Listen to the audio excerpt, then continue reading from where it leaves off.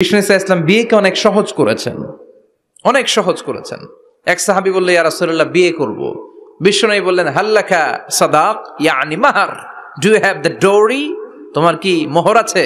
কারণ বিয়ে করলে তো মোহর দেয়া লাগবে। সাহাবী বলে, মোহর টোহর কিছু নাই। কি আছে? কয়, আমার সে গরিব এই তল্লাটা কেউ নাই। বিষ্ণু বললেন, ও সাহাবী, কোরআনের কোন সূরা আছে কিনা তোমার কাছে? সাহাবী বলল, নবী, কোরআনের অল্প কয়েকটা সূরা আমার মুখস্থ জানা আছে। এক যুবতী মেয়ে বলল, নবী, আমি বিয়ে করব। বিষ্ণু বললেন, কোরআন জানো নাকি? যুবতী বলে, না, কোরআন আমি জানি না।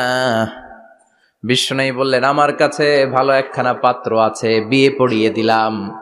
আর মেয়েটাকে বলল, মা, তোমার স্বামীর কোনো টাকা নাই, পয়সা নাই, মোহরানা দেওয়ার মতো কিচ্ছু নাই, তুমি কোরআন জানো না, কিন্তু তোমার স্বামীর সিনার ভিতরে কোরআন আছে।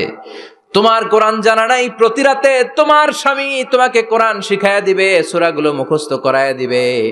তোমাকে যে তোমার স্বামী কোরআন শিখায়া দিবে, এটাই হলো রে মা তোর বিয়ের মোহর। স্বামী তোমার টিচার, সে তোমাকে কোরআন শিখায় দিবে, এটা তোমার বিয়ের মোহর। সহজ হয়ে গেল না? কথা বলেন। সবচেয়ে বরকতময় বিয়ে ওই বিয়ে যেই বিয়েতে খরচ কম। শুনতেছেন? হ্যাঁ, আমলের নিয়তে শুনেন। চেঞ্জ লাগবে, পরিবর্তন আনতে হবে আমাদের। ওই বিয়েটা সবচেয়ে বরকতের বিয়ে যেই বিয়েতে মোহরানা কম, যেই বিয়েতে খরচ কম, যেই বিয়ের ভেতরে ধুমধাম কম। ওই বিয়েটারে বরকত দিয়ে পরিপূর্ণ করে দেয় কে? ফাতিমা রাদিয়াল্লাহু তাআলা আনহার সাথে সাইয়েদনা আলীর বিয়ে হলো। ফাতিমাকে যে বিষ্ণু বললেন, আলী আমার কাছে এসে তোমার কথা বলেছে, তুমি কি রাজি? ফাতিমা কোনো কথা বলে না। আবার জিজ্ঞেস করা হলো, কথা বলে না। ফাসাকাতাত, চুপচাপ। তিনবার বিশ্বনবী জিজ্ঞেস করলেন, তিনবারই চুপচাপ। আসসুকুতু নিসফুর রিদা, মেয়েদের চুপ থাকা সম্মতির অর্ধেক। জোরে কোন ঠিক কিনা? কি লজ্জাবতী নারী, কিছু বলেই না। তার মানে বাবা যেটা ডিসাইড করবে ওইটাই। ফাতেমার সাথে সাইয়েদনা আলীর বিয়ে হয়ে গেল।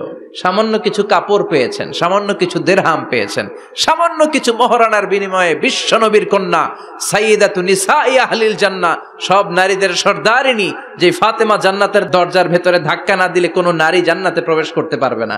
সামান্য কিছু মোহরানার বিনিময়ে বিয়ে হয়ে গিয়েছে। কোন সুবহানাল্লাহ। এজন্য বিয়েটারে সহজ করার দরকার আছে না নাই? রাজি আছেন তো? বিয়েটাকে সহজ করতে হবে।